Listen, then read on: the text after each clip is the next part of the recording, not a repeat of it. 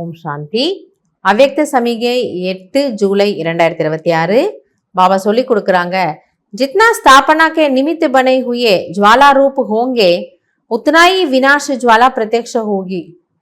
ஆக எந்த அளவிற்கு நிமித்தமாக இருக்கக்கூடிய குழந்தைகள், நம்ம எல்லாரையும் சொல்றாரு, யாரெல்லாம் தன்னை பிரம்மா குமார் குமாரி பிராமன்னு நம்ம புரிஞ்சுக்கிறோமோ, அதை ஏற்றுக்கிட்டு டிக்ளேர் பண்றோமோ, நீங்க எல்லோரும் எப்பொழுது ஜுவாலா ரூபத்தில் வருவீர்களோ அப்பொழுதுதான் விநாசம் ஜுவாலை என்பது வெளிப்படும்.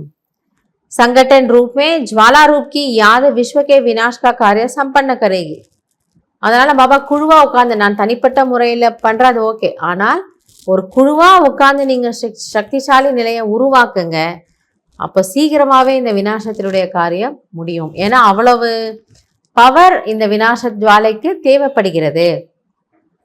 इसके लिए हर सेवा केंद्र पर विशेष योग के प्रोग्राम चलते रहे तो विनाश ज्वाला को पंख लगेगा.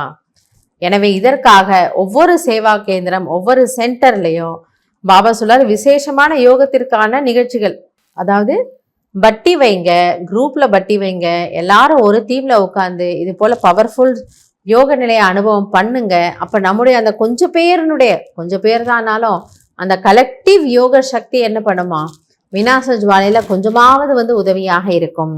योग अग्नि से विनाश की अग्नि लगेगी, ज्वाला से ज्वाला प्रज्वलित होगी. எனவே யோகா அக்னியின் மூலம் விநாச ஜுவாலை வெளிப்படும். அதுக்கு ஒரே ஒரு வழி இதுதானா. அப்போ அந்த ஜுவாலை அது ஒன்ஸ் அது போல அந்த ரூபத்தை எடுத்துடுச்சு அப்படின்னா தானாகவே அந்த வெப்பம் என்பது குறையாமல் ரொம்ப பிரகாசமா ஆக ஆரம்பிச்சிடுது.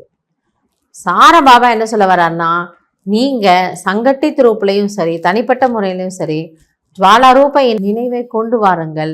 அப்பொழுது உலகத்தினுடைய ஜுவாலை, விநாச ஜுவாலை என்பது தானாகவே இன்னும் தீவிரமாகிவிடும். ஸோ நம்மளுடைய கடமை, நம்மளுடைய ஒரு குப்தமான ரோல், நம்ம என்ன யோகா பண்றோம் அதனால இப்படிலாம் ஆகுமான்னு இல்லை.